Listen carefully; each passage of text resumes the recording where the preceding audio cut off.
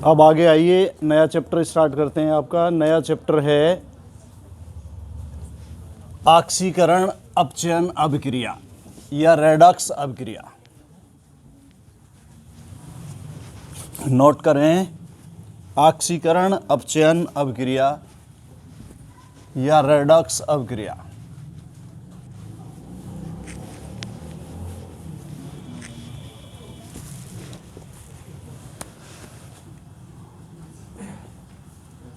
ऑक्सीकरण अपचयन अभिक्रिया या रेडॉक्स अभिक्रिया।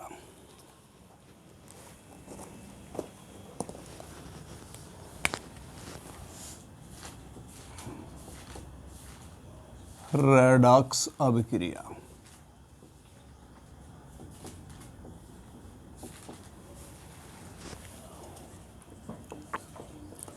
ऑक्सीडेशन, रिडक्शन रिएक्शन और रेडॉक्स रिएक्शन, इस नाम से चैप्टर है। किसी किसी राइटर ने इसे ऑक्सीकरण अपचयन अभिक्रिया के नाम से ही दे दिया है, किसी ने रेडॉक्स अभिक्रिया के नाम से दे दिया गया है। तो देखिए, ऑक्सीकरण अपचयन को समझाने के दो कॉन्सेप्ट है। एक तो है पुरानी संकल्पना,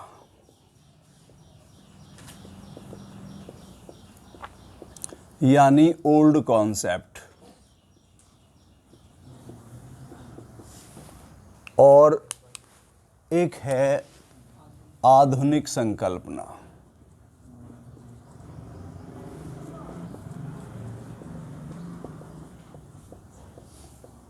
यानी मॉडर्न कॉन्सेप्ट।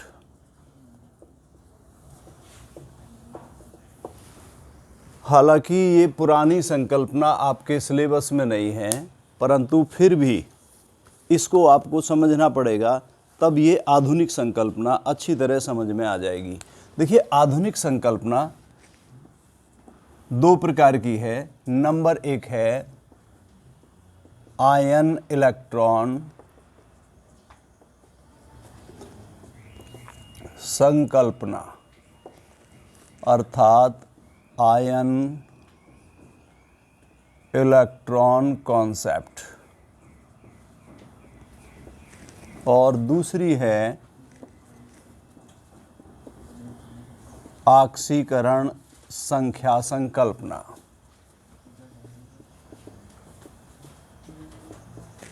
अर्थात ऑक्सीडेशन नंबर कॉन्सेप्ट।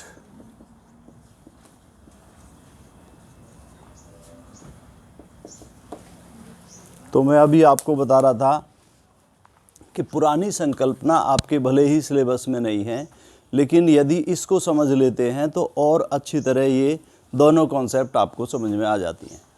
देखिए, सबसे पहले पुरानी कॉन्सेप्ट के अनुसार ऑक्सीकरण को समझिए। ऑक्सीकरण यानी ऑक्सीडेशन।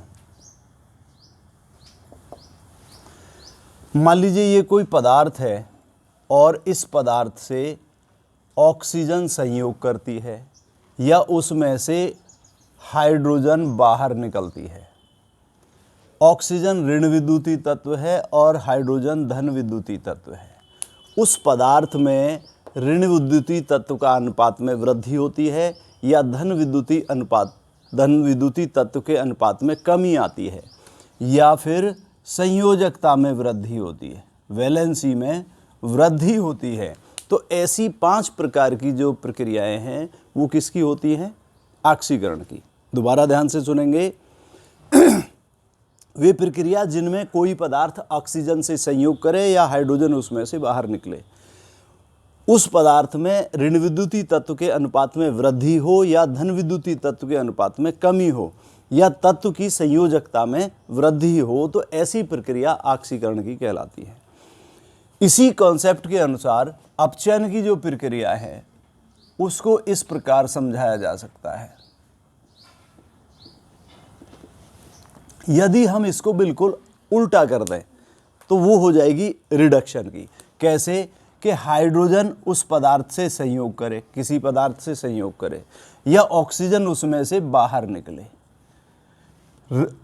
धन विद्युतीय तत्व की उस पदार्थ में अनुपात में वृद्धि हो, या ऋण विद्युतीय तत्व की कमी हो, या फिर संयोजकता अर्थात वैलेंसी में कमी होती है, तो ऐसी प्रक्रियाएं अपचयन या रिडक्शन की कहलाती है।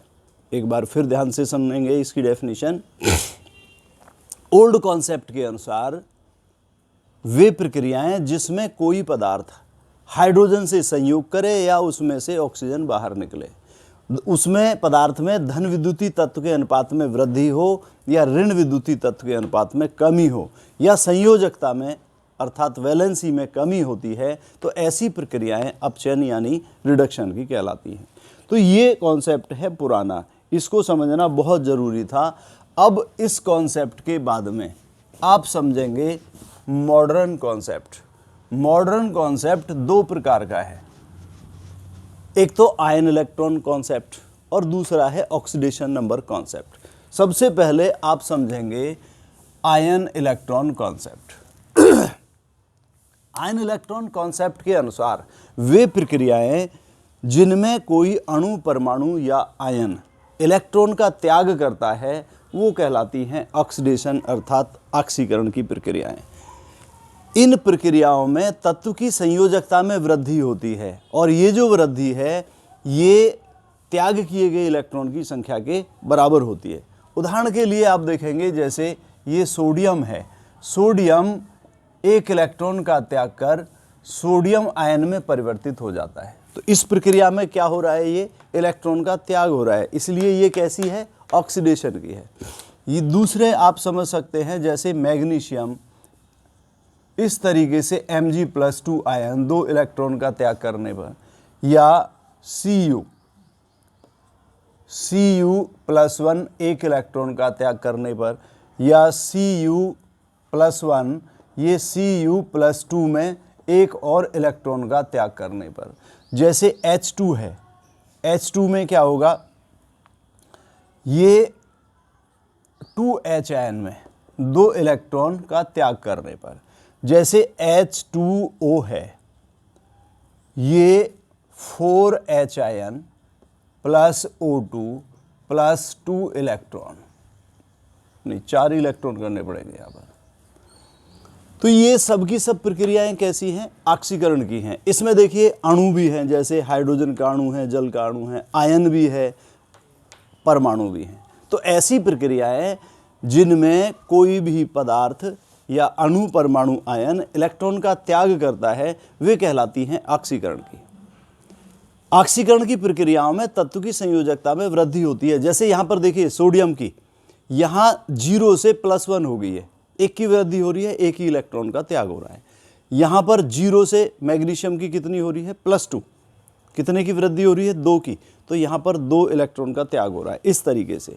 तो ये प्रक्रियाएं हैं ऑक्सीकरण की। इसके साथ साथ आप समझेंगे अपचयन की प्रक्रिया। अपचयन की प्रक्रिया वे होती हैं जिनमें कोई भी अणु, परमाणु या आयन इलेक्ट्रॉन ग्रहण करता है, वो प्रक्रिया कहलाती है अपचयन की। अर्थात हम ऐसे समझा सकते हैं कि आयन इलेक्ट्रॉन कॉन्सेप्ट के अनुसार वे प्रक्रियाएं जिनमें कोई भी अणु, परमाणु या आयन इलेक्ट्रॉन ग्रहण करता है वे अपचयन प्रक्रिया कहलाती हैं या रिडक्शन कहलाती हैं। इसमें तत्व की संयोजकता में कमी आती है, और ये कमी ग्रहण किए गए इलेक्ट्रॉन की संख्या के बराबर होती है। जैसे अगर हम इन प्रक्रियाओं को उल्टा कर दें, आप देखेंगे शुरू में ही कि ये सोडियम आयन एक इलेक्ट्रॉन ग्रहण कर किस में परिवर्तित हो गया, सोडियम परमाणु में। या मैग्नीशियम आयन है, ये 2 इलेक्ट्रॉन ग्रहण करके किस में परिवर्तित हो गया, मैग्नीशियम परमाणु में। और बहुत सी प्रक्रियाएं हैं, जैसे Fe+3 है या +2 है, ये 2 इलेक्ट्रॉन ग्रहण करके किस में परिवर्तित हो गया, Fe परमाणु में। या Fe+3 है, ये एक जैसे बहुत हो जाएंगे, दूसरे देख लीजिए। जैसे क्लोरीन है, ये 2 इलेक्ट्रॉन ग्रहण करके और क्लोराइड आयन में जैसे ब्रोमीन है, ये 2 इलेक्ट्रॉन ग्रहण करके ब्रोमाइड आयन में परिवर्तित हो जाता है। जैसे H2O है, ये इलेक्ट्रॉन ग्रहण करके OH आयन प्लस, इस तरीके से देख लीजिए, प्लस H2, तो ये बराबर हो जाएगा 2 इलेक्ट्रॉन ग्रहण करके। यहाँ पर ये देखिए, इन सब में इलेक्ट्रॉन ग्रहण हो रहे हैं। इसमें संयोजकता में कमी होती है। देखिए यहाँ पर +1 है संयोजकता, लेकिन यहाँ कितनी होगी? 0 है। कितने की कमी हुई? 1 की। तो 1 ही इलेक्ट्रॉन ग्रहण हो रहा है। +2 से 0 हो गई, 2 की कमी हुई, 2 इलेक्ट्रॉन ग्रहण हो रहे हैं। तो इस तरीके से आप नोट करेंगे